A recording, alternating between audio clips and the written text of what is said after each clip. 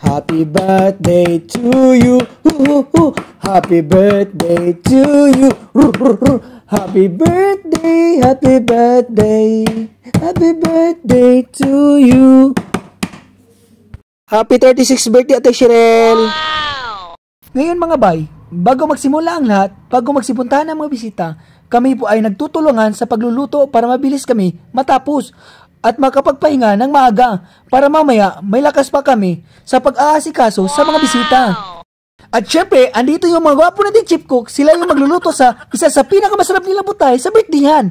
Walang iba kundi ang pansit malabon, isa sa mga ulam na pampahaba ng buhay. At syempre, hindi mawala ang lechon manok sa handaan nating mga Pinoy.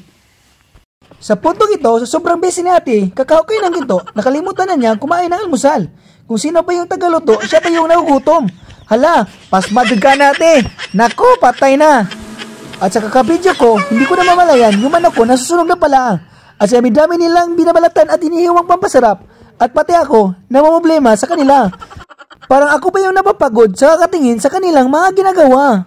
At kahit busy ang lahat, hindi maiwasan, may makasama talaga tayong chill sa buhay. At masarap pa yung ulam pang healthy living. Siyempre, nanatili pa rin nakangiti habang sinusubo yung kanin.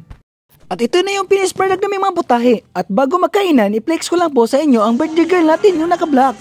Happy birthday ulit, Ate Shirel. Wish ko lang bigyan ka ng malusog na pangatawan at peaceful na buhay. At happy life always. At ngayon mga bay, atakin na tayo dahil gutom na yung mga person, kailangan natin lusubin ng mga pagkain. Dahil gutom na yung bulati sa aking bituka. At syempre, wala tayong waiter dito, kaya self-service lang muna tayo. Sa sobrang dami ng ulam, walang isang nakatakas, lahat aking tinitikman. Ay, masarap talaga pag libre. At syempre, target lang natin yung paborito natin Shanghai. Baka maubos agad, baka di tayo makakatikim.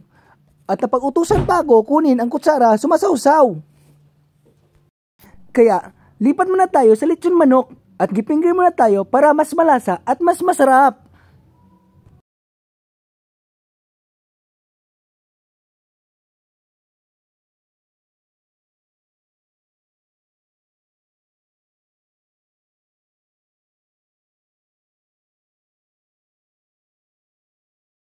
Hi!